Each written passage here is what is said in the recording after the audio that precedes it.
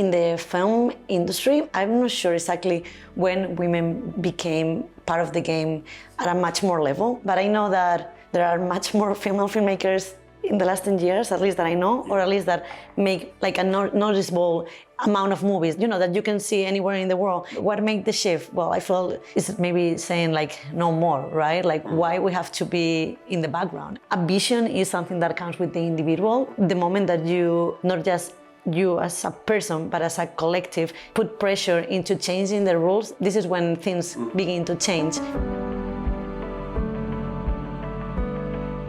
Hello, welcome to Orbital Media. In this episode, we're going to learn about Spanish culture, especially how we can understand Spanish culture and its importance through the language of cinema. So today, we're joined by Laura Abellan. Yeah. Laura, would you like to introduce yourself to sure. the viewers out there? So, hello, I'm Laura. I am from La Coruña in the northwest of Spain, and I'm studying a film production master's in LA. Yeah, thank you for having me today, Chris. So you have a background, it's fair to say, in Spanish cinema and kind of, maybe not film theory, but film analysis, film assessment. So I want to ask you, why do Spanish films matter? Why does Spanish cinema matter? I think that Spain has a lot of things to tell and a lot of stories. And also we lived a civil war a long time ago. And through the movies, we explored the theme many years later. I know that there are so many movies about the civil war in Spain, but I'm just using it as an example. I also feel that there are so many other stuff that are happening, like people is emigrating from little towns into the big towns, and there's like causing a problem. You know, we have the religion still kind of like hovering over the country. We still have a monarchy, so there are so many things that I feel we can focus through the lens of cinema. How would you say the Spanish film industry as a whole compares to other film industries around the world, whether that's, you know, Hollywood, the American film industry, but also film in other Latin American countries, other parts of Europe? Yeah. Okay, so I think the big thing compared with Hollywood is that in Spain we do a lot of co-productions internationally, and also we tend to do a lot of independent films, and to raise financing for independent films takes a long time. So, you know, I heard like so many incredible stories of directors believing in this project and just working on this project for maybe 10 years, and finally they make it happen. I know that in the United States everything tends to be a little shorter, also thanks to private equity and stuff, but I feel in Spain we also, I mean, thanks to grants and the incentives from the Ministry of Culture, you know, it's kind of like a different system. So also comparing it with France on the other side of in Europe, I know that in France the government funds movies with, I mean, a lot of money. So they keep producing movies because, you know, France wants French cinema to keep populating the movie theaters there. In Spain, it's not as good, and this is like a constant battle because, you know, when there is like a crisis, the government tends to just give less money for culture. So this is an ongoing thing since the 2008 crisis. And I mean, okay, compared with other countries in Latin America, I think like Spain can be like a good competitor, but I know that Mexico, Brazil, and Colombia, they're doing a lot of films. It's an industry. It's one of the most powerful industries in Europe, cinematically. We're still working on it. I want to understand better how we as outsiders, you know, non-Spaniards, can better understand Spanish culture through movies. Like, if you want to understand what's going on there, here are some movies you can check out and why.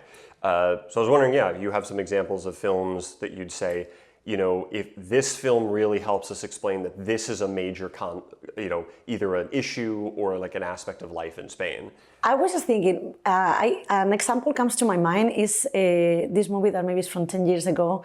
It's like about stereotypes in Spain, but in Spain was a big hit and it had like a couple of sequels. So if you want, I can explain that.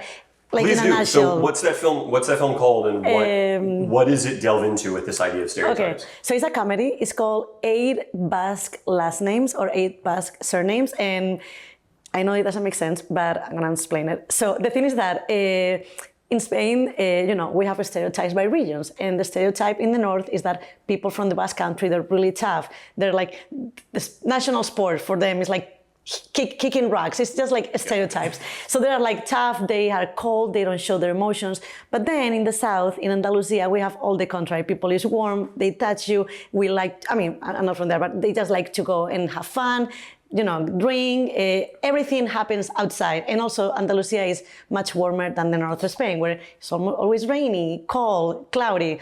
So this movie is about, the guy from Andalusia moves to the Basque Country to be with her, and it's just like this clash of worlds where all the characters are caricatures, but it worked really well because it's easy laugh, and, you know, even if you are like, oh, I don't believe in stereotypes, you can, the only thing that you can do is surrender. And then they do the same kind of like with Barcelona and stuff. So commercially, it worked a lot. And, you know, I think it's an example that is notoriously, yeah.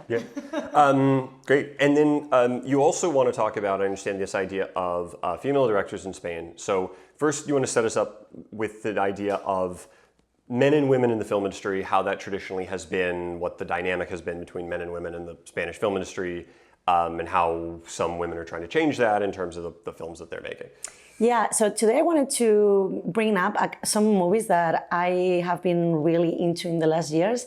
Most of them are directed by female filmmakers, maybe because, you know, I just feel a little more connected. There is a movie called Tobacco Barns. I think it's from 2023. The director is called Rocío Mesa.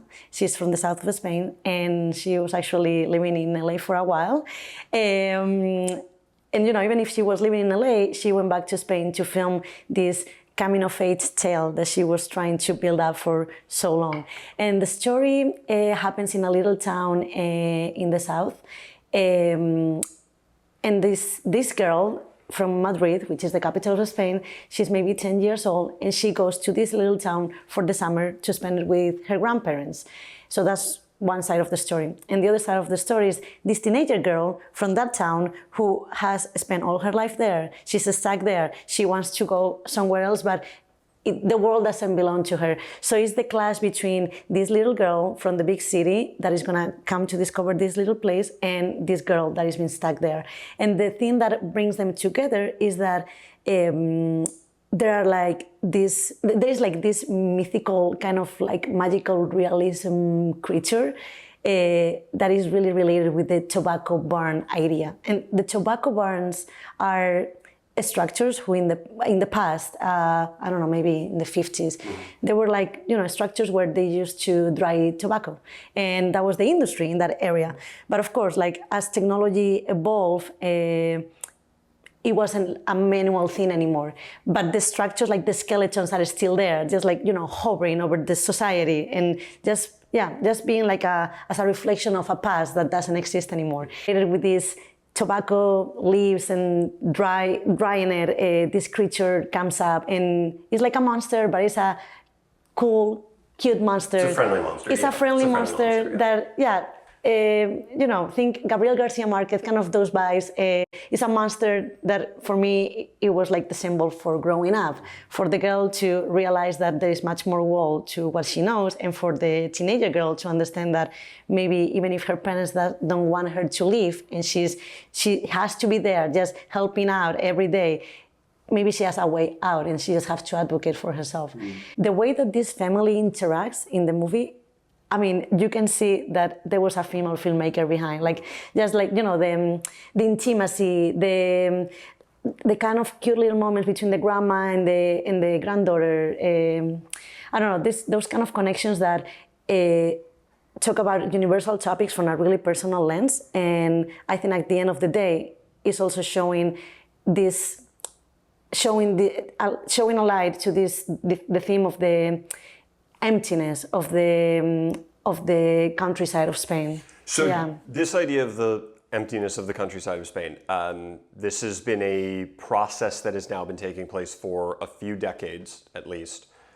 Do you want to talk a little bit about what that is? Like, what is this process that's been happening in Spain? Yeah, totally. So in Spain, we call that España vacía, which is empty Spain, literally.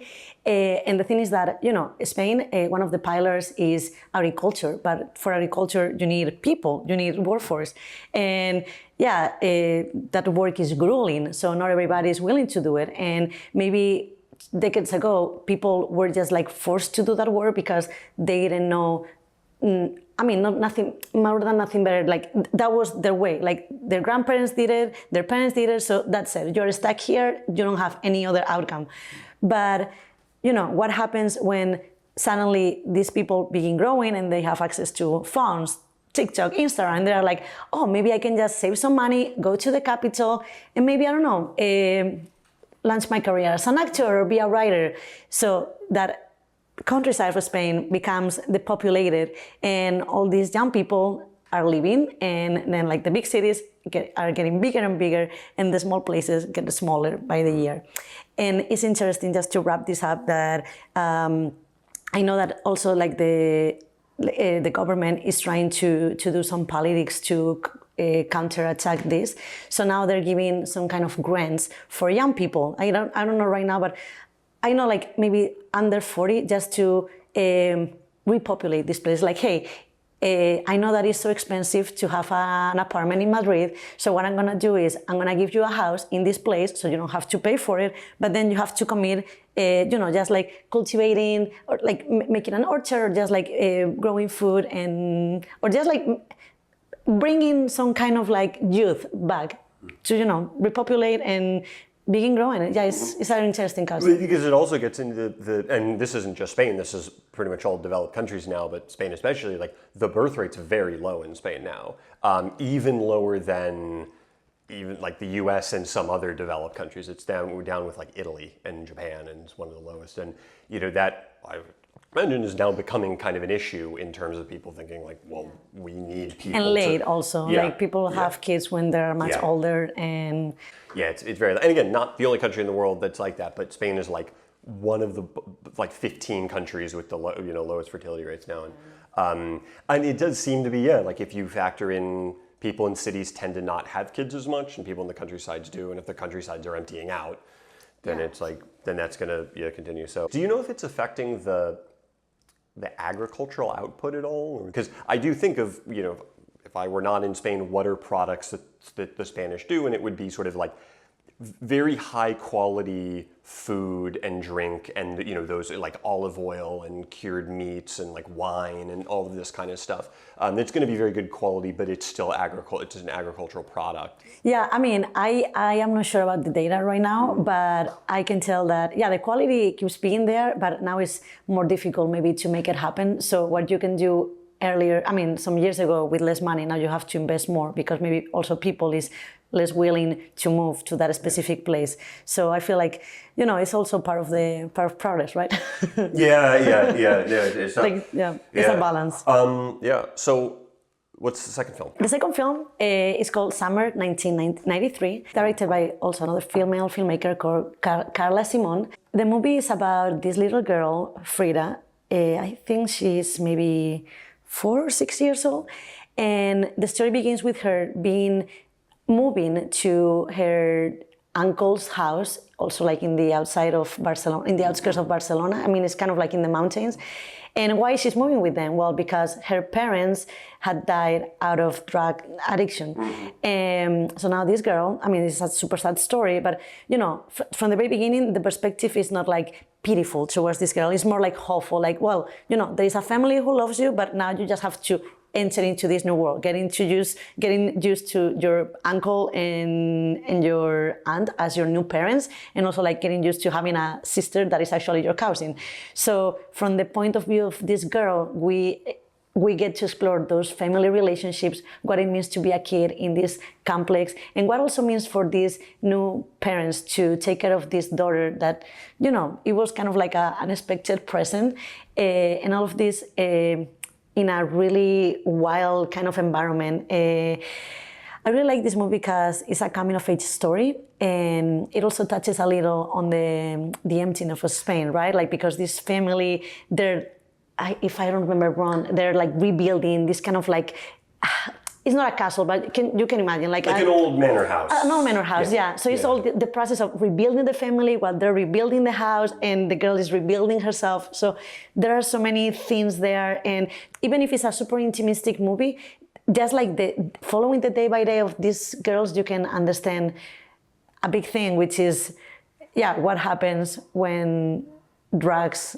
and a family, right? Do you want to talk about illicit drugs in Spain and sort of what's happened with that? And I only ask because it's obviously been a well-known big problem in the US for a number of decades now. And it's also often associated with Latin America, but it's not, I don't tend to think of Europe when I think of major drug problems. It's much more of like the Americas where people talk about that. But what is, what is your sense of problems that have arisen from illicit drugs in Spain? Okay, I know the United States has a big problem with fentanyl. Honestly, I don't think we have that in Spain. Yeah. Hopefully it's not there. Hopefully it stays that way because it's a horrible problem. I know, it's horrible. It's heartbreaking. Yeah. But I know that drugs have been a thing in Spain since the 80s when cocaine began coming from Colombia, and it's funny because it entered through the area that I'm from, the Northwest. Cocaine began entering, and not only in Spain, it was also like the entrance to the rest of Europe. And I feel like, I'm not a drug expert. Sure, yeah, no, I'm not a drug expert either, but it's just like what you sense in the general culture of like what's the the role of this drug and Totally, yeah. I feel like with cocaine, many other things came in as well, and also the 80s was like this, just like so you understand culturally, we had this decade called La Movida, which is like the kind of like the party in a way. So 80s was hectic. Everybody went crazy, and I wasn't born yet then, but all these movies, like Pedro Almodóvar is a really famous filmmaker, and he was like head of La Movida, and his first movies talk about this, all this kind of disco music, drugs, party, like everything was bright. But yeah, what happened later? That there was the aftermath, right? And yeah, like maybe in the 90s was the time when people paid the consequences. So this is what brings us to the story of this girl that I was talking about, Summer 1993, which is actually, I didn't mention this, but it's actually the story of the filmmaker. So that makes it much more emotional because, she grew up to be this incredible filmmaker, but now she's able of opening herself and using film as almost like as a therapy tool to just access trauma and make it something beautiful to understand herself. I wonder also, you mentioned that the 80s was sort of this very optimistic decade, that part of that was because the dictatorship had ended, the country was now a democracy, and it was also growing very fast as an economy. Sort of in that, because the dictatorship, Franco, ended 75-ish, thereabouts.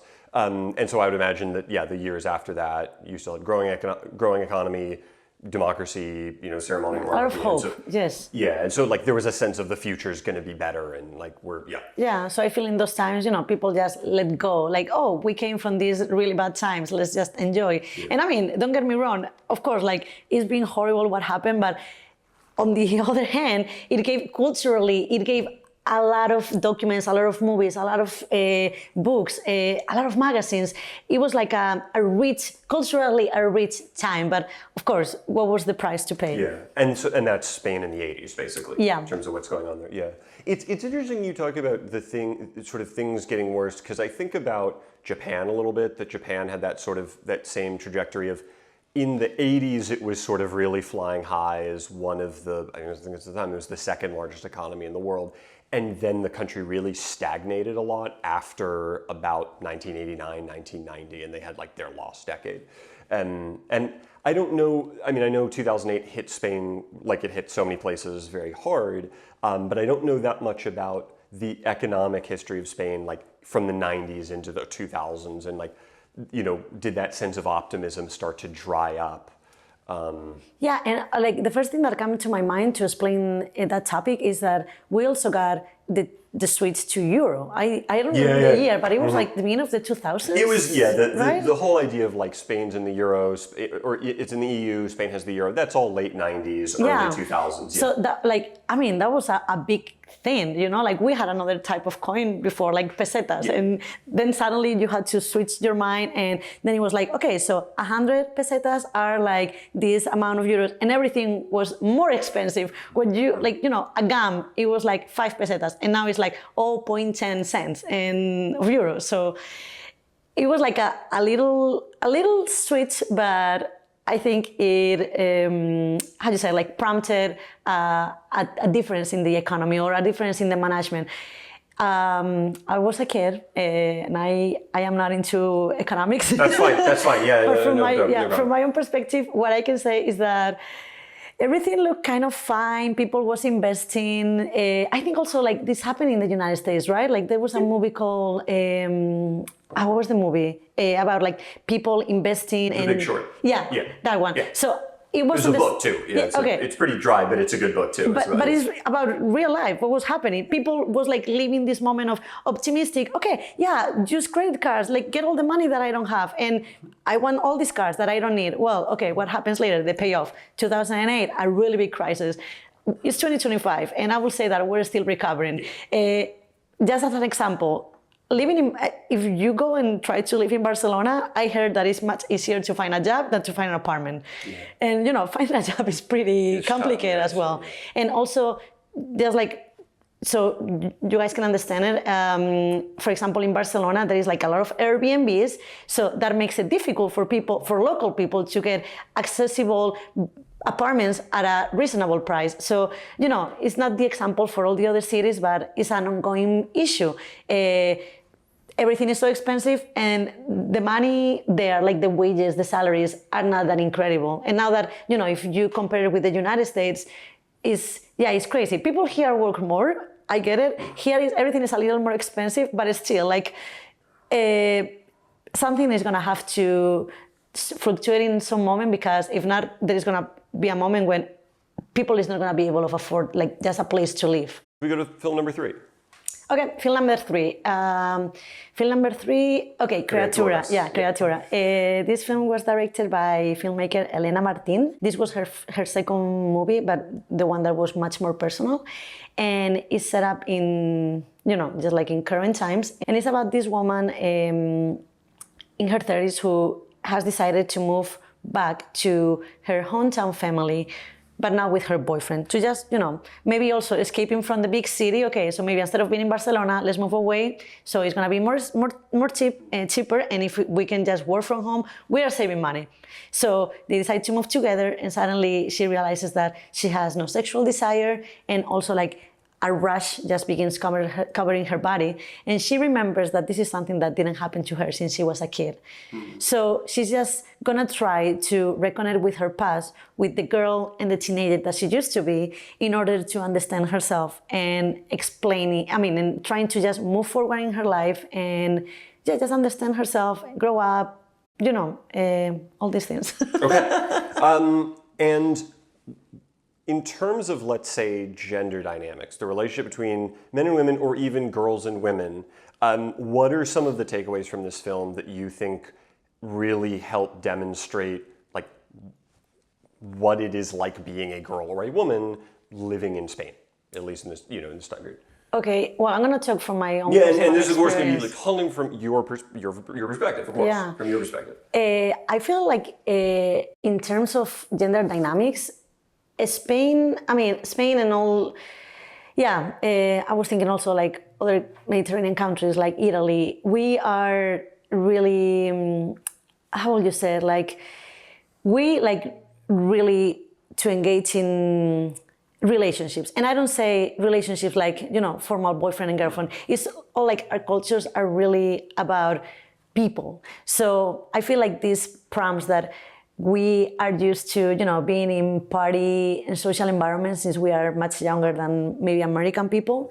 We also maybe tend to begin drinking at maybe a little earlier. As a little girl and as a teenager, like the main character of the movie is just gonna go back and explore how maybe the environment or the pressure in her social connections and friendships were prompting or making her be the woman that she is like now having this rush. So there's like kind of like an internal fight, right?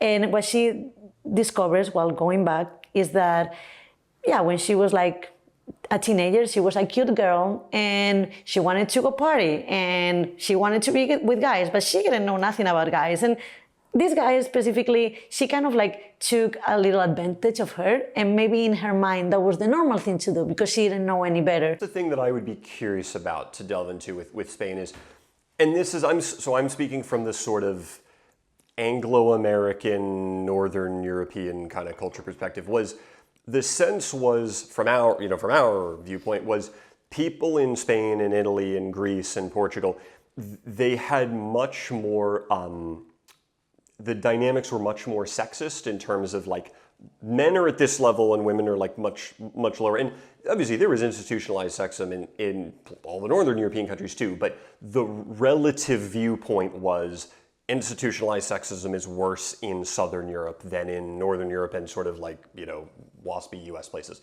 But that changed very significantly in the later 20th century and into the 21st century. So that there was a larger shift in the total, like, I don't want to say if we value it as like, if people in Northern Europe are here on the sexism scale and then in 1970 and then they're here in 2020, right?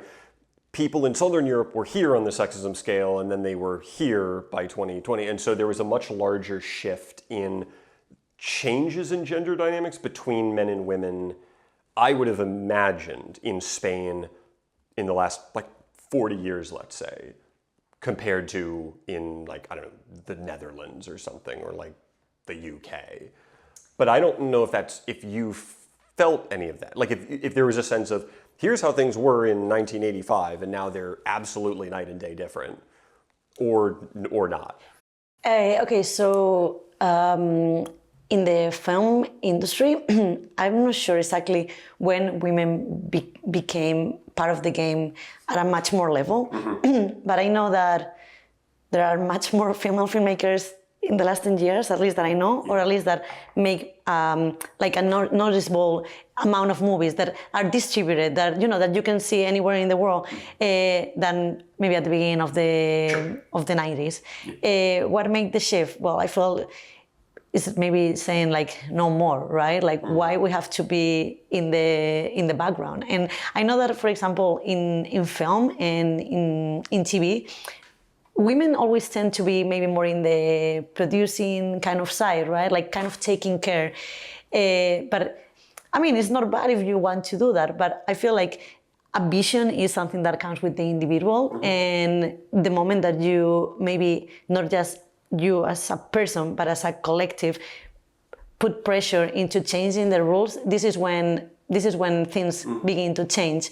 So maybe, I don't know, the 90s, 2000s, women just found their strength together, and maybe also like imitating or finding like the connection with other countries in the northwest of Europe, like you mentioned. They said like, okay, why we have to be in the background? Like, no, we want to be protagonists of our story. And yeah, I understand that everybody can tell someone's story, but you can tell like a super personal female story from the point of view of a male, and it's okay, but it's not gonna be the same. There's gonna be like a kind of a level of disconnection.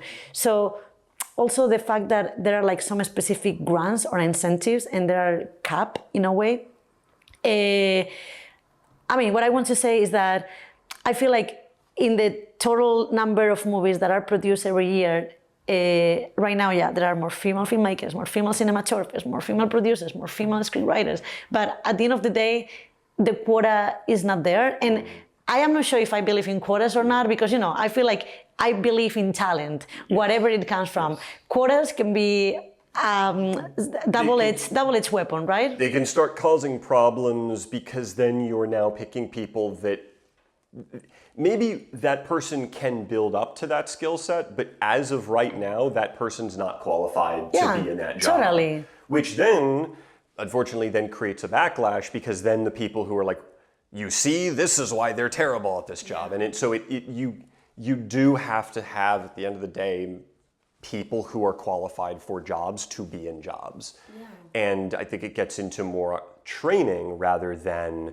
let's just throw people into jobs and just, but yeah. So I think quotas, I can see cases where I understand why we would have them, but They're not always worth They it. can become quite dangerous, and they can really cause a lot of problems later. Yeah, it's kind of like, okay, let's fix it today, but wait, we're creating a big problem tomorrow that maybe like people from tomorrow is going to have to fix. And just like I just wanted to mention also that I heard unfortunately that many actresses in Spain in the maybe 80s, 90s, maybe they made it to the point that they are today just because they yield to power.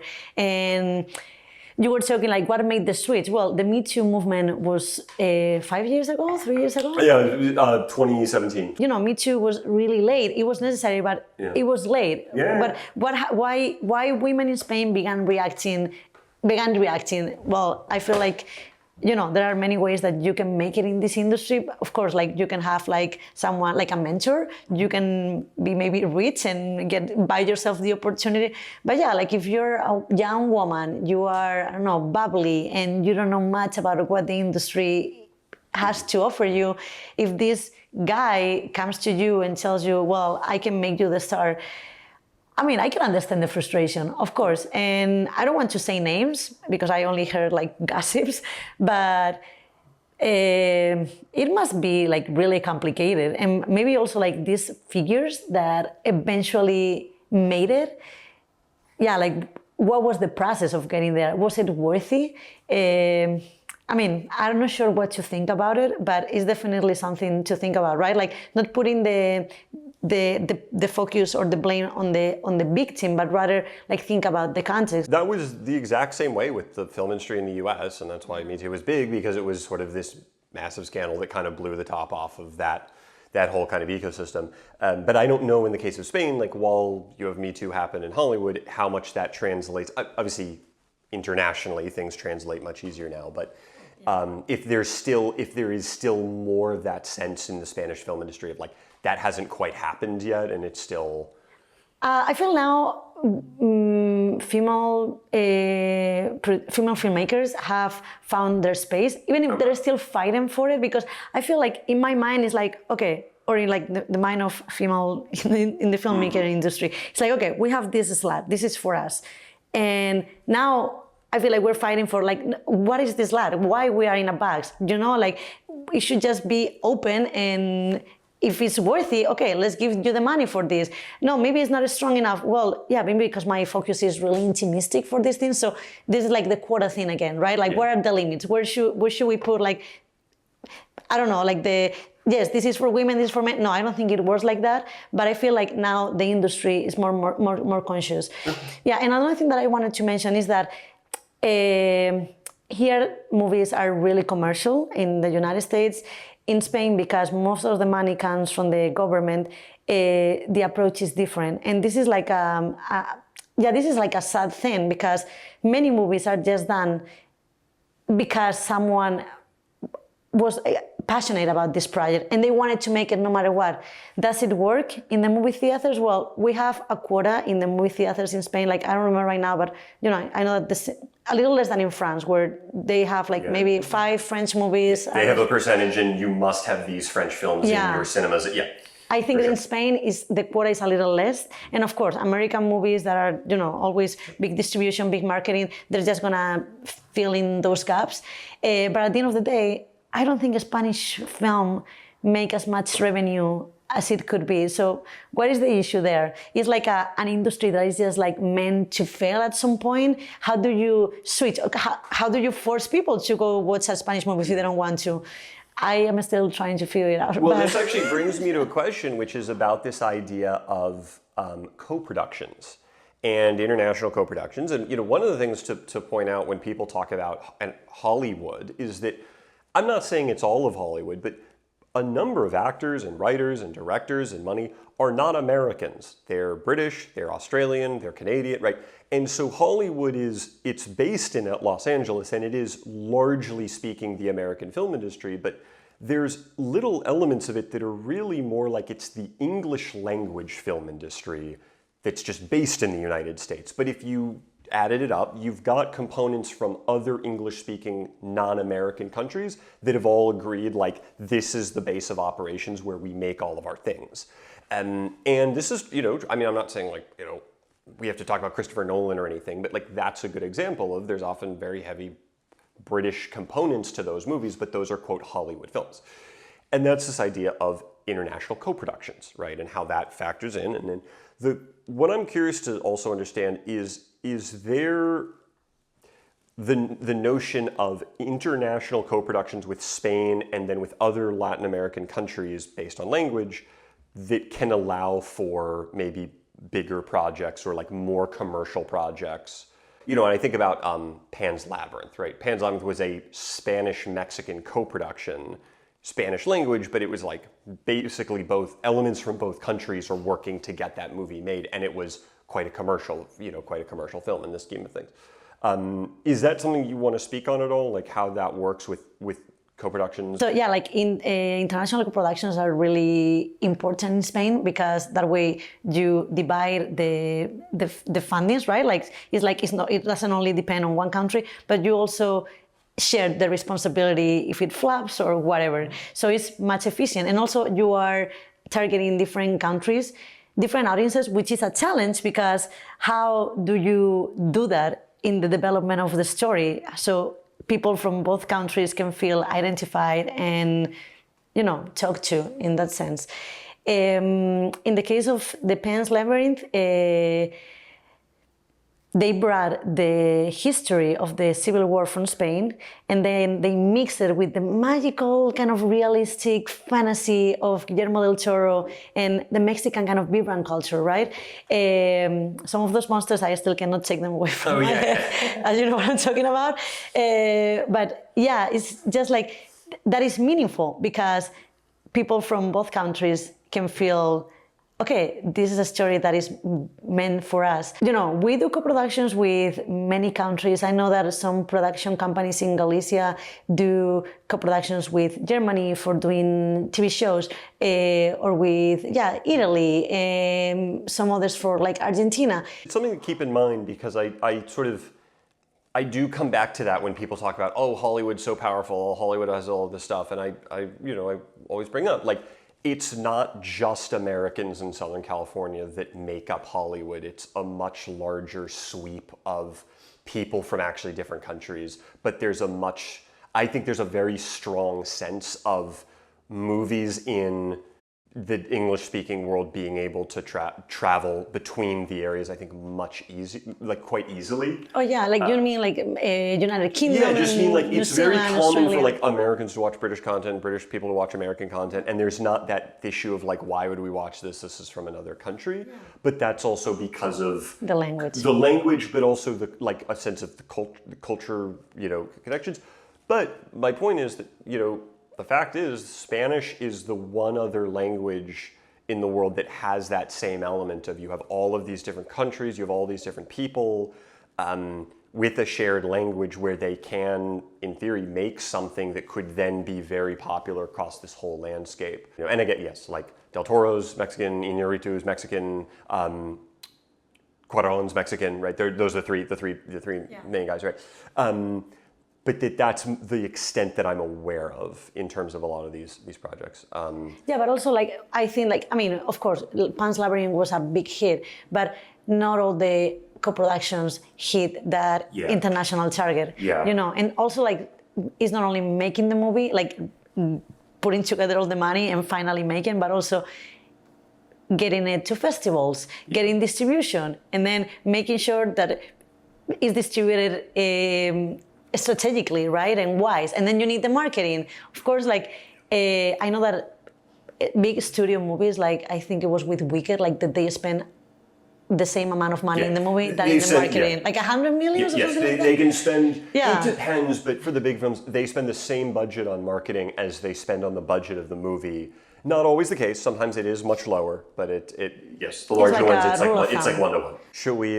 Should we talk about project number 4? Yeah, that was La Mesias. Yeah.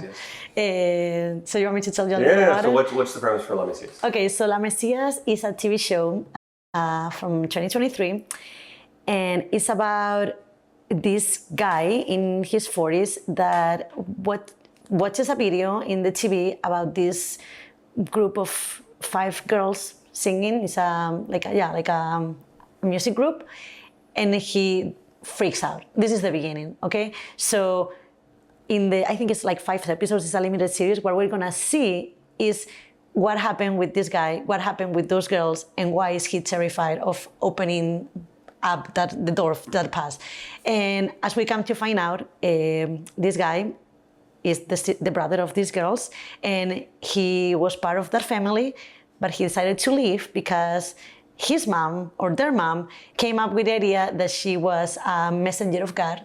So now she had this connection, and she was able of communicating with God, and that made everyone freak out because the mom became like the ruler of the house, and she locked them up, and she didn't allow her kids to have a normal life. So this guy, the main character, who is the older, he decides to leave, and many years later we begin the show with he discovering that his sisters made it into something viral, and then now they're in every television in Spain. In 3 timelines, we got to see the past of the guy as he was a kid, being raised by her mom, which was like a troubled woman, but just like trying to find herself. Then kind of the present, which is happening, like why he got to this position, and the future when the mom finally dies, and now he has access again to his sisters, and he's trying to bring the light to them. What is interesting about this show is that it brings up the topic of religion, right? And the weight of religion, the burden of religion, and also, like the dangers of religion. In terms of Catholicism for you, or sort of people you knew growing up in Spain, did you feel it was still very omnipresent in the culture, in the society? Even if you, and again, I don't know how religious you were, if you didn't really go to church, if you did quite a lot, if that changed in your life, but did you feel that it was still very much this major cultural thing that sort of existed over Spanish society? Or did you feel, by the early 2000s, it wasn't really around as much? I grew up in a just like average religion family. My grandparents still go to church. I went to church with them many times when I was a kid, and mass like on Sundays. I did my first communion because my grandma kind of insisted, and it was good. But then after that, I don't think I've ever gone back to church. Did you find that was the case for a lot of people that you knew as well? Like other peers of yours that seemed like that was kind of what was happening. Their grandparents and maybe their parents were very to moderately Catholic, and then they themselves were sort of eh. Yeah, as of right now, I cannot remember any person from my high school or school that are still going to church. I mean, maybe they just keep it secret. But yeah, I feel like after First Communion, that's it. And maybe some people are getting married, but I feel like it's much more common, like the civil marriage than the religious one. And in many cases, some friends that go into the religious wedding is like, oh, it's because it's my grandma's enthusiasm that I got married in the same church. So most of the times it's this narrative. As I said, I cannot speak for everybody, but I feel like, yeah, everybody kind of like was filling those boxes because it was just like part of the thing. And actually, I'm going to tell you, even in a public school, this is something that I realized recently, and it's pretty funny. Even in a public school, I had religion as one of my courses. Oh, yeah, okay. I remember like, we watched Anna Frank's movies. We were talking about the commandments. We were talking like, it wasn't like, it wasn't a priest who came and gave us class. The teacher was really sweet, but yeah, I don't remember what we did, but we had that class. And then eventually it turned, like when you move to high school from school, you could choose between keep having religion or having like ethics in a way. Yeah. And yeah, my mom said like, Laura, do you really want religion? It's like, I don't think that I am in the same vibe that I was before. So yeah, as of right now, just if you want to know, like, I just know that I don't know exactly what to believe, but I know that whatever religion is, like, I don't like the idea of, this is the way that you should believe that things have been. Like, I feel like, if you want to believe something different, that's always welcoming. So I disagree with the fact that somebody imposes their beliefs on me. Sure. Yeah, I guess what I'm curious about is this idea of the decline of religiosity in Spain in the past 40 years. That sort of a feeling, because until I think fairly recently, I viewed it as a tremendously Catholic country, right? But I would imagine that has decreased significantly, and that if your feeling was that was my experience of growing up in the 90s, early 2000s, 2010s, Catholicism was becoming an increasingly less important component in my life and the lives of people around me. Yeah, no, that's totally it. Okay. But still, like, as I said, maybe you were attending church less, but still, like, I have friends who are willing and want to pay for their kids to go to private schools. Mm-hmm. Maybe just because they went to private schools. Maybe being from like the suburbs, or like not being raised in such a wealthy family, but just because it was their parents' gift to them. Like, I'm gonna give you this, so take it. Just like, I'm gonna give you a year abroad so you can learn English. You can dive into that culture. Yeah. So it was kind of like that. So I feel like, right now there are like people who really want that as it's kind of like a prestige thing. Okay. But yeah, like the thing is that sometimes your professors are gonna be priests or nuns. Okay. So that idea of Catholicism is still very present in the education system in Spain. Yeah, that's in almost many ways where you're still going to run into it in your daily life. Oh yeah, totally. Not so much, I want to voluntarily go to church on Sunday and everybody in my town goes to church on Sunday and that's just what we do. That's kind of, not everywhere obviously, but in plenty of places that's kind of been dying out. Yeah, no, it's definitely that. It's kind of like an adjacent daily consumption of religion. Got it. But it's still present in the education. Yeah, totally. Okay. And actually, I also want to mention that for being a teacher in Spain, in public schools, you have to go through a grueling process, like really grueling. But just like if you want to work in administration, it's just like this concept of you have to just be studying for years and do this test where thousands of people that have been studying for years go together, and there are like maybe 50 spots for 1,000 candidates. Oh, so it's really competitive, and people just like, no, this is the way. Like, I'm gonna study for this test for 1 year, and if I don't get it, another year.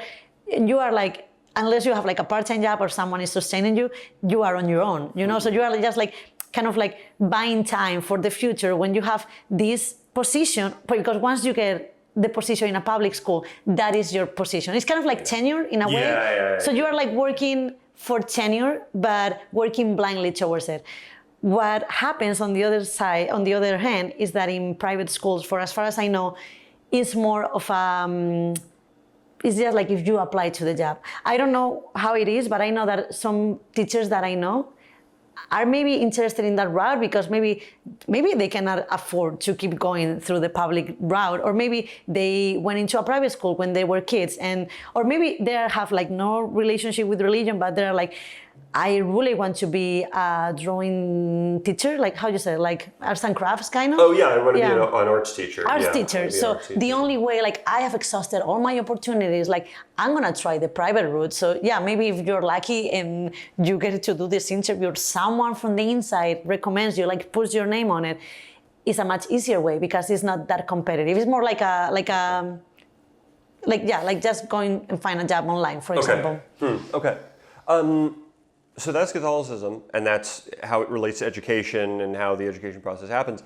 And do you want to talk a bit more about, continuing in this theme of like Spanish culture and movies that help sort of explain aspects of how that works? Or the idea of like, how can we understand Spanish history would be another thing. I mean, I've been a huge proponent of movies help us understand history.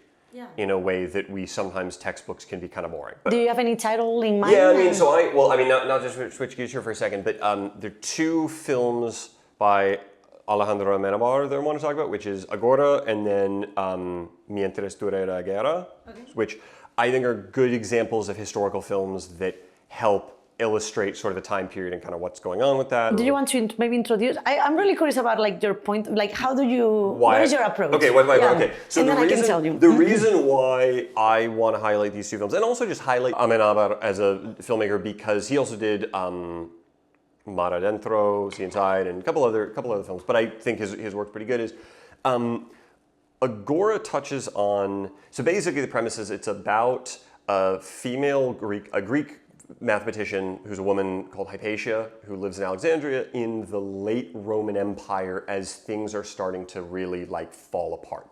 Things are not, like the empire's still around, but it's getting bad. And Christianity's on the rise and paganism is on the decline. And I really like the film because it's shot in a very sort of hyper-realistic way in terms of the costumes and the makeup and the sets and the feeling. It's beautiful. It's very beautifully done, and I actually like the HBO show Rome, which was from like 2005, kind of 2006. I really like that approach to the ancient world because I think it helps humanize the people a lot more, and it's sort of, I don't want to say it's all of these films, but you know, because movies like 300 did very well when they came out, there ended up becoming this real sort of over-the-top stylization of a lot of ancient world stuff that became almost like a Hollywood convention when these movies came out. And while that's good for a certain amount of stuff, I do think the very hyper-realist depictions of things, I think, help, to me at least, bridge the gap between us now and the people back then. So I really like the film for that. I like the fact that it delves into a period in the ancient world that we don't see a lot of, which is this transition from like pagan Rome into Christian Rome as the empire, you know, is running into problems. It's a drama. It doesn't have to do with like battles and stuff. It's about a historical figure, a woman who was an actual mathematician that we know she did work on things like ellipses. And so for all of that, I find it a very immersive experience that a lot of other historical films don't really have. Not all, but plenty of them are like, that's not really what they're going for. And it's entirely shot in English, which is an interesting film. It's an entirely Spanish film, like whole Spanish production. They shot the whole thing in English, which they want to do for distribution because they were like, it's going to play. Which is smart. And Rachel Weisz is the Rachel main Weisz, yeah, Rachel Weisz, and yeah. Oscar Isaac actually in the first role I ever saw him in. Mm-hmm. Okay. He's one of like the main. He's one of the main characters in it. He's one of the 3 or 4 people, but it was his first role that I ever saw him in. I was like, this guy should be in more movies. And lo and behold, don't remember him at all in that movie. Yeah. And so I really like that film. And then Mientras dure la guerra, which is about the Spanish Civil War, and it's about a professor who sort of is like, he's an outspoken critic of the phalangists, the nationalist faction. And the same thing, it's more of a drama. It's not really like a war film. There's a very photorealistic approach to the people and the environment and the world. And I don't feel like I'm watching, a set with, or there's over CGI stuff. It feels very like, this feels like real people in this moment in time doing these things. And I feel like I'm kind of there. There's a suspension of disbelief, yes, right? Yes, I think that's what it is. The films do a really good job of jumping over that idea of the suspension of disbelief, and I'm just like with the environment. And so I find I like historical immersion a lot. It's a thing I get a lot of value from with cinema. And so I like to highlight directors where I feel they do that work in their movies. Okay. I feel like it's the way to access people because there are international stories, but told from a personal point of view, right? And that's what makes you hit, like what you said. Regarding Amenabar and Agora, I totally agree with you. I think that he made a beautiful job and he made accessible a story that not a lot of people know. I feel like people who are not into history, he just opened that door. And the fact that I feel like it was also the first time. Before that he did The Others with Nicole Kidman. Yes. So this was the second time already that he was working with international actors. Yes. And just as to mention it, Amenabar is known because he's a writer, he's a director, he's a composer, and I don't think he's a producer, but he could definitely be a producer as well. And in Spain, those are the 3 people that get like the back end in a sense. So yeah, like The Others were like really successful, Agora as well. So he created a world of his own. I feel like the fact that he made history accessible, right? And Also like this, the women, Agrippa was called? So her name is Hypatia. Hypatia. Hypatia is the woman, yeah. So she is a smart woman in a world of men who are about to destroy an empire, right? An empire where wisdom doesn't have a space anymore. So she is gonna be fighting this army of brutality with the power of the mind. And I remember that at the end she has like kind of like this beautiful speech. Yeah, it's definitely interesting to check out.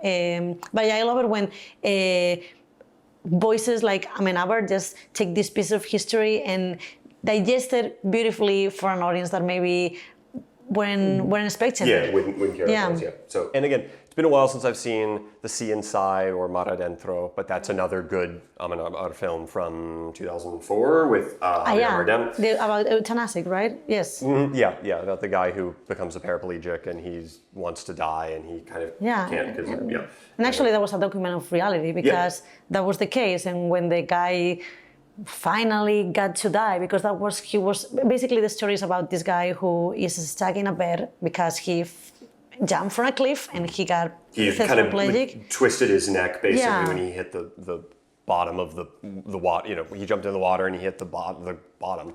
So he twisted his neck and became a paraplegic. Yeah. Paraplegic and everything. I mean, he was just like in a bed, stuck there, only could talk, and he wanted to die and he couldn't die. So it was the story also like how the case was really relevant in Spain. Also, actually, it's from Galicia, where I'm from, which makes it much more accessible for me because this was like this was a local story. A guy who wanted to die. Okay, it's from Galicia. Okay. A guy who wanted to die, and his caretaker was just like. I think actually she was the one who enabled it, right? Because it was his desire. He didn't want to live anymore. So I feel like the fact that there was a movie made it much more human, because if you weren't familiar with the story or you didn't empathize with the character of Javier Bardem before the movie came out, at least now you have a way of seeing it from the protagonist's point of view, right? Because also I think he worked with the family of Ramon. Don't look at me. Yeah. I don't remember. It's been a long time since I've seen it. So yeah, it was about honesty and about having like this sense of, I'm gonna talk about something that is being, I am accessing with a lot of honesty and a lot of love and a lot of care. He just wanted to portray relatable telling of the story. To transition, actually, you talked about Galicia. Do you want to, for our final point, talk about Galicia, sort of, and I guess I'd say this is fair, what it is, where is it, and just give us an intro to Galicia, because I would imagine most people aren't familiar with Galicia. Yeah, so Galicia is one of the regions in Spain, one of the autonomous communities that we have, I feel like out of 17. It's placed in the northwest of Spain. So it's Atlantic Ocean, mixed Cantabric Sea, and it's just like in that very corner. So we are surrounded by water. I mean, at least 2 of the 4 sides. We are bordered with Portugal, and we have a lot of woods, a lot of seafood, really good good cow meat, and I don't know, it's, I will define it as a land of contrast. Okay. People is really friendly, and it's not, I'm not saying it because I'm from there. I've been told many times, people is welcoming. It rains a lot. It's cloudy most of the time, but at least it's not cold. It's always kind of like a constant kind of fall. Okay. Kind of. So you always have to go out with at least a little sweater because it's really windy. And where I'm from, like in my hometown, La Coruña, we have a really big bay, right? So there is a moment when you're just like walking on the street and suddenly you get to this street where kind of like the ocean comes from 2 different sides. So it's like it's windy, like your hair goes crazy. So it's always like something to take into consideration. Actually, it's funny. I'm just going to mention it because La Coruña has stolen a lot of territory to the ocean, right? So this was something that was happening since maybe the 80s. Slowly. It's not like... Of course, It's like not crazy, it's but eroding slowly. But I know, for example, like some parking lots in downtown of my city, and it's like, I feel like right now we are surrounded by ocean. You know, if you just like dig like 5 floors down, you're gonna hit the you're gonna hit eventually the okay, ocean. Yeah, and also like something that I want to say about my hometown, La Coruña, please visit it, it's really cool. We will welcome you with open arms. Is that we have one of the, actually the most ancient lighthouse from the Roman Empire that is still working right now.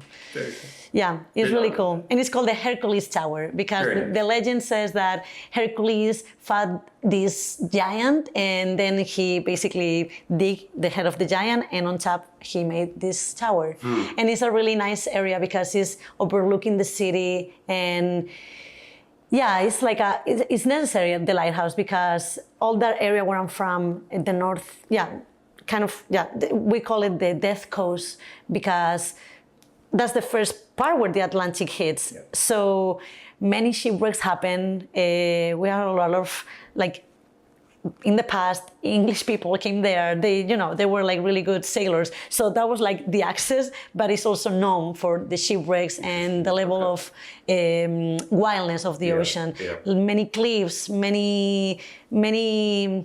Yeah, it's wild. So yeah, definitely lighthouses are necessary. Yeah. And also just so you understand a little more, the ocean is a big part of our world, and something that maybe you don't know is that there's a thing called gooseneck barnacles. Gooseneck barnacles, Google it because it's definitely interesting. These are like seafood. I think it's seafood, but it's like a really weird type of seafood. It's like a kind of like a long, kind of like mollusk, if it makes sense, with a nail on top, and you basically open it up, squeeze it out, and then eat it. And it's kind of like our caviar. Okay. It's really expensive. Maybe a kilo, I don't know, can hit 200, 300 euros. I mean, it's not that you cannot afford it, but it's expensive. That's still expensive, yeah. It's expensive. Yeah. And the reason why it's so expensive is because these gooseneck barnacles grow in the rocks in the middle of the ocean. So to go get them, this is like a craft that I don't think I've heard of this in any other place of the world. There are like, it's more like common, not from the main cities in Galicia, but more like the little sailor towns.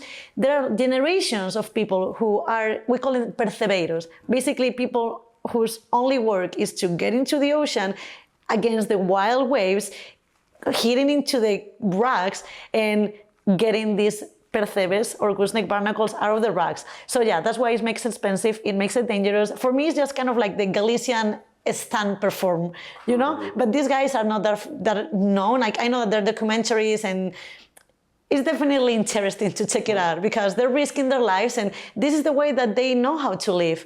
Also something that I want to add that I just came up with, Galicia is a really matriarchal society and women have always been an important motor of the cultural progress.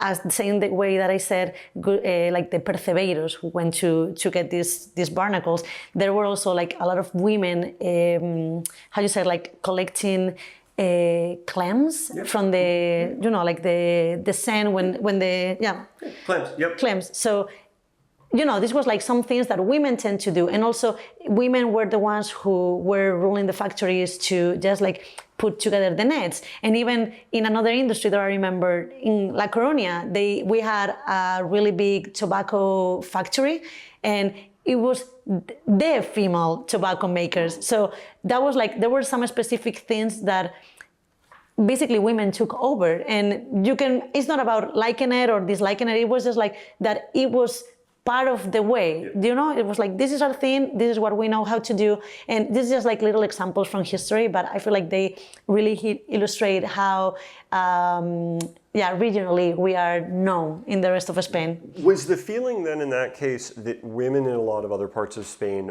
were assumed, obviously everybody had to work on the farm, but there was less of a sense of women working in crafts and in trades? So like if you were in Andalusia or you were in, Murcia or Extremadura or something, women wouldn't be working in a factory or they wouldn't be doing crafts beyond just, okay, you're on the farm. Yeah.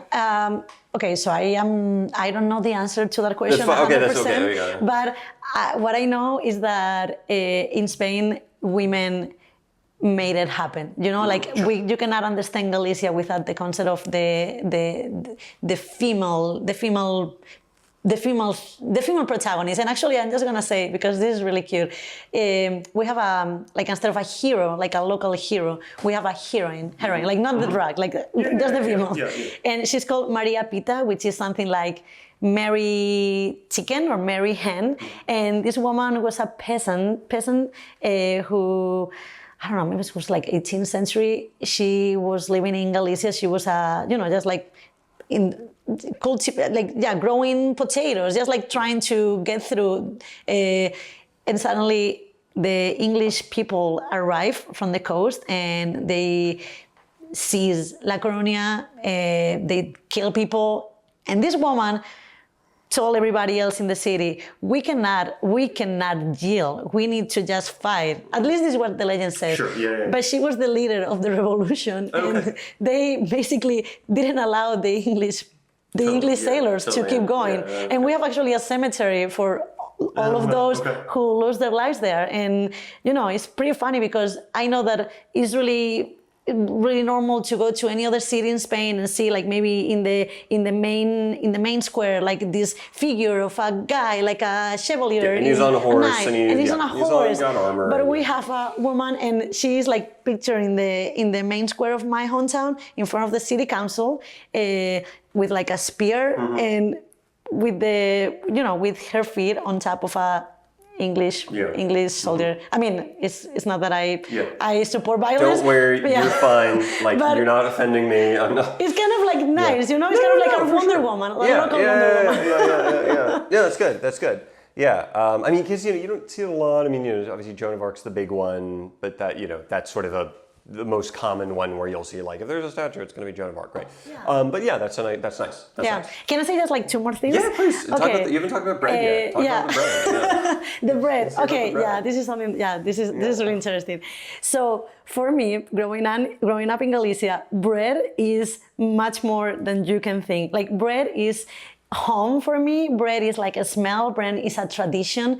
Bread is this concept of, for me, it was like just going in the mornings, like on Saturday mornings, getting it with my grandpa and going to the bread shop. Yeah. I mean, you the bakery. The bakery, okay. Yeah, like the panaderia, right? Panaderia, it would be with bakery. Yeah, I said bread shop because for us it's still fine. Because it's panaderia. The name comes like not from baking, but from bread. From so bread. It's like a breadery. Yeah, the bread store. Yeah, it's the bakery. Yeah. And they have like all this type of bread, just made in the oven with so many different flours. And I'm telling you, like the bread in Galicia tastes different. It's just much more spongy, and it can be made out of sourdough. But yeah, definitely if you go, oh my God, try it because it's going to change your world. It's like in Spain, I think that we have a lot of bakeries and a lot of bars. We have many other things, but that's some things that even if this is like the smallest town on earth, there's going to be a bar. There's going to be a bar and there's going to be a bakery. Yeah. Okay, and the last thing is that in Galicia we also have a lot of female mythology. Like we have like kind of like local witches that are called Mesias, and this is all tradition and whimsical and stories.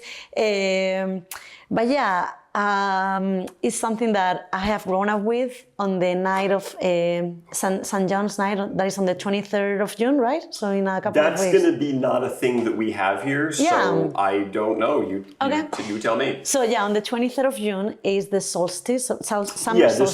Summer solstice. So it's the longest day of the year. Yeah. And in Galicia, it's a holiday. So for me, since I was a kid, that day marked not only the end of the school year, but also the beginning of the summer, and the day that when you are like a little more grown up and you already begin going out with your friends, you celebrated. I don't think that is allowed anymore because it was really bad for the city, but what I experienced for many years, it was just like on this day, you go to the beach in La Coruña. Yeah, like on the 23rd, maybe at 5 p.m., 6 p.m., you just go to the beach, and the beach is full with people. And basically what we did was like little fire pits, because what the tradition says is that, you just fire this fire pit, and then you have to jump it 7 times, and that gives you luck. And I feel it's like also a way of connecting with the matriarchal essence, the witches, like the concept of this. It's not like a goddess, but it's just becoming part of the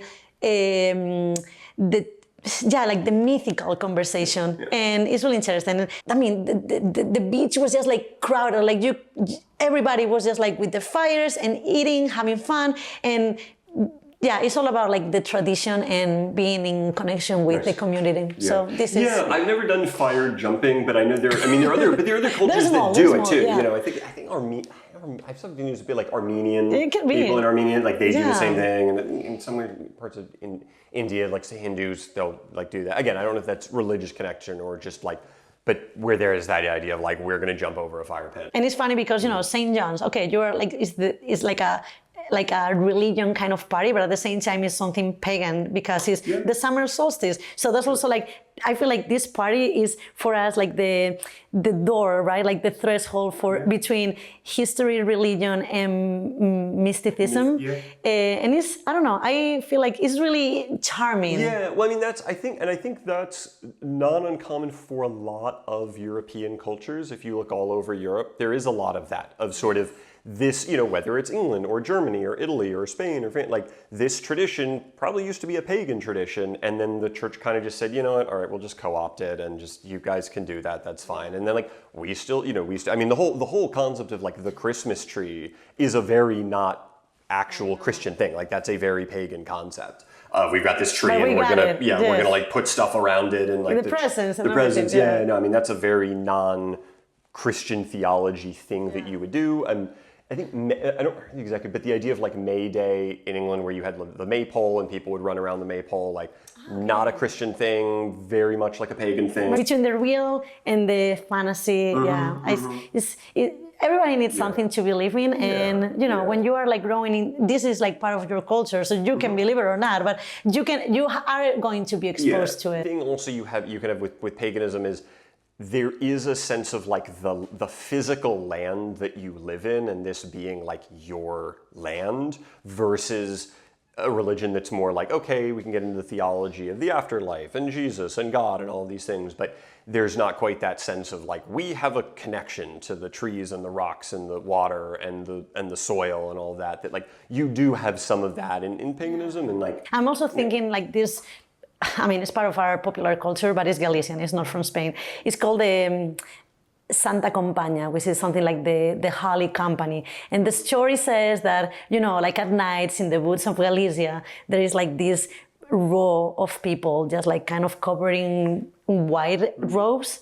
If I don't remember wrongly, they're allegedly souls that are still trying to find their way. Horror of the death, and just like picture like in the woods, there are so many stories, there are so many movies that are just like fiddling with this concept. And they have like little lights, so if you ever find them, that's not a good omen. No. I mean, it's the original like Halloween, right? Yes. The origin of Halloween was called another Samhain, and it was a Celtic festival. We call it Samhain there. Oh, so it's okay. So it's interesting. It's similar, but it's true. Like we don't celebrate it, or at least I don't remember like celebrating it like we do in America.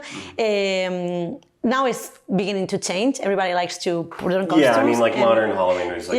But I remember like when I was little, I was going to the cemetery with my grandparents, and I didn't like it, but that was the way. So you were still doing that as an idea around I would say elder people. The fact of going physically, the first day of November, right? The day of All Saints is the day to honor it. And in Mexico is the contrary, because everything is vivid, like think Coco, the movie. Everything is colorful. Like in Spain, I remember like much more gray. Also because maybe in Galicia everything is a little more gray. It is a little more gray. But it's kind of like that fog of melancholy wrapping everything up. But it's about joy, right? Like well, that's the thing. I don't actually know much about Dia de los. I just know, we learn in Spanish class, it'd be like, after Halloween, there's Dia de los Muertos, which is the next day, and it's a festival of the dead. And sure, you've got like, the Pan Dulce or whatever, and you've got the shrines, we make a shrine, and we like remember people who died and stuff. But all of that is much more in the same camp as the whole like American Halloween thing was sort of just a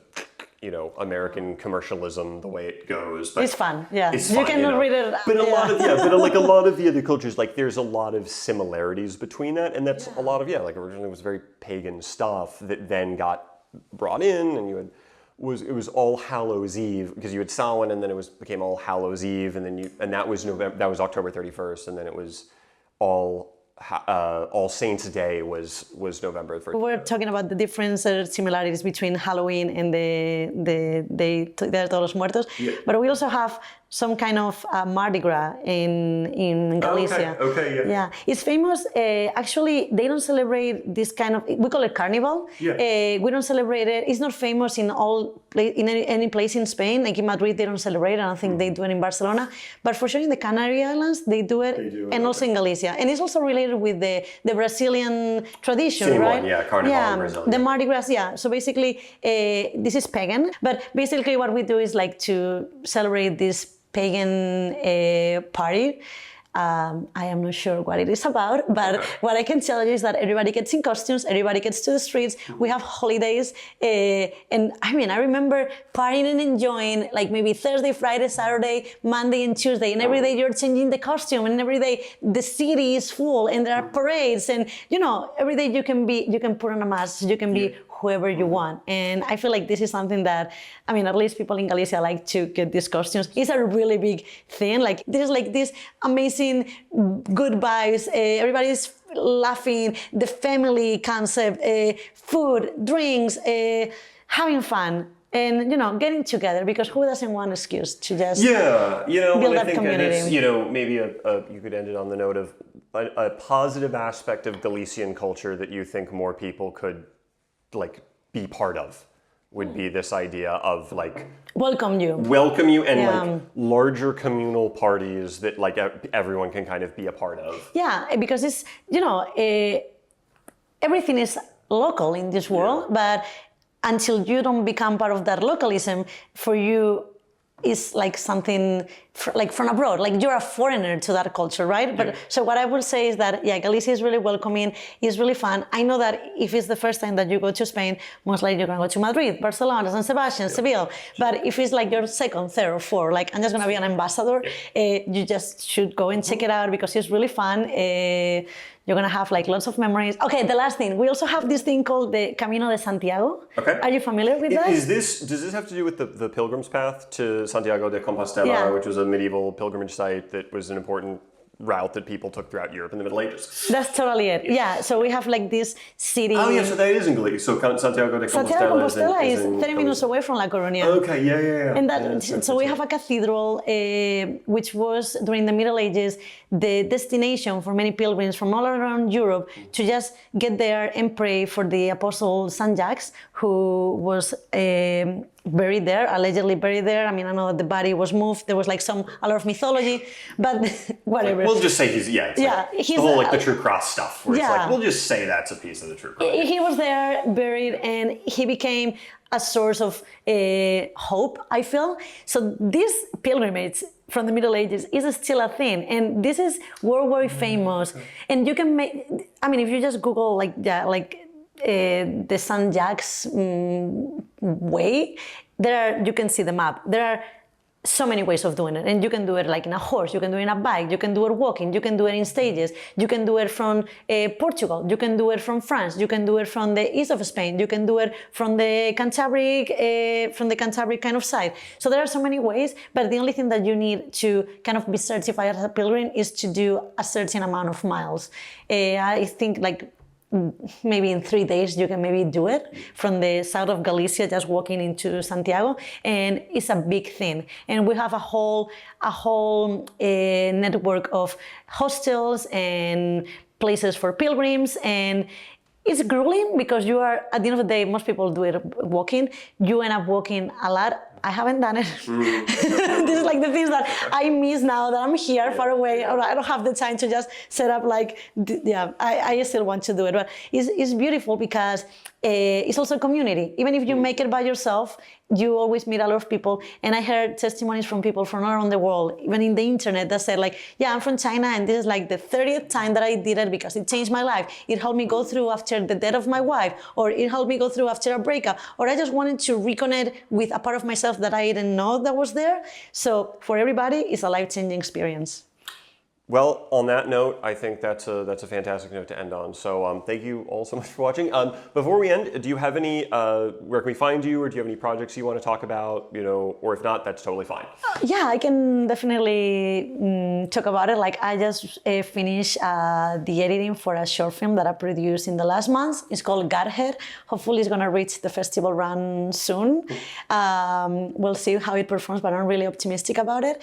It's like a horror kind of like gothic thriller about a daughter and a mom just dealing with grief after the death of the father in this southern city in the United States, where like the atmosphere is oppressive because of what they've lost. So I've done that recently, and now I'm working on what could be my first feature as a producer. Great. Yeah. Well, Laura, it's been a pleasure. Thank you so much for coming on the show. And thank you everyone for watching. Don't forget to like and subscribe if you haven't already done so. And we will see you next time. Take care. Bye.